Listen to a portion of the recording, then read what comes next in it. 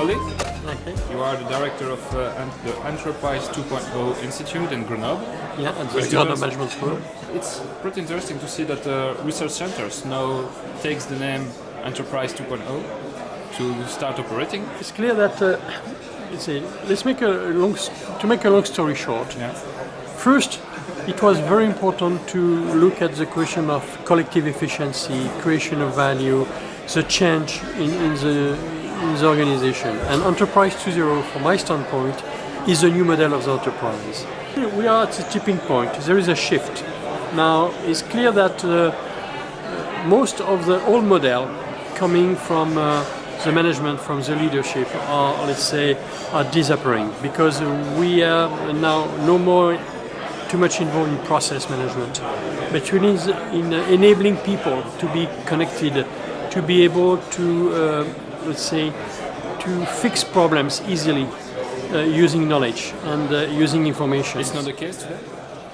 Not at all, because in many cases, okay, you have a lot of silos, you have a lot of process, you have industrial age-minded in the people, not a lot of agility, not a lot of usage of technology, and as well, some values need to be, let's say, certainly installed within the organization, i.e. transparency, trust, capability to recognize failures, the capabilities to share, to share knowledge, to share capabilities. In many organizations, still people are thinking that power is related to own information. Now, knowledge sharing is a power, by some extent. Now, then we are exploring some approach, some company. It's more on the research action model, action learning as well. We are also involved, I'm involved in training people, educating people in master, because to understand what it means. It's part of their courses now in your management school. Yeah. It means what are the competences you would be required to, let's say, be active and creative within an Enterprise 2.0. That's pretty new, isn't it? That we hear that kind of statements from a business school, actually. Yeah, at this stage, probably in France and at least even in Europe, we are about, let's say, to be, the only business schools focusing on that.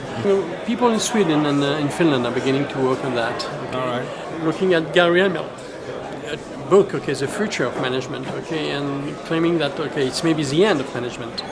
And we have really to look at that and to invent, to create. We are at the stage which is quite fantastic, We have to imagine what is going to be the world of tomorrow, where the model of an enterprise is changing, where the model of value creation is changing, where, let's say, it's important to mobilize and to attract the talent and to leave freedom for creativity, innovation, and those kind of things. We see that now some political leaders in Europe are saying that we are in a decline, that we are losing productivity gains, that our innovation skills are lowering. Is it a way to regain that momentum for Europe? Yeah.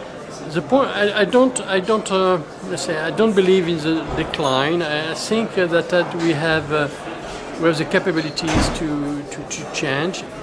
The crisis is not yet fixed, and we have to try to find solutions which are not in the old model.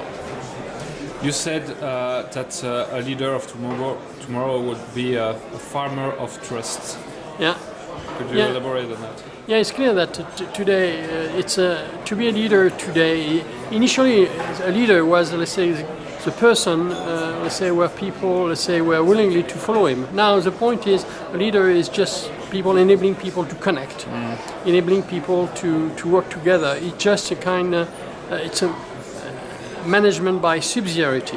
You go to your boss if you need him just because you need sometimes, because the rules need to be negotiated again. We are moving from an organization where you have regulation more than your hierarchy. And this move is very important. It means farmer trust, knowledge entrepreneur, harvester of skills as well. This is a challenge of anybody, and anybody is a leader, anybody is a manager for a given activities.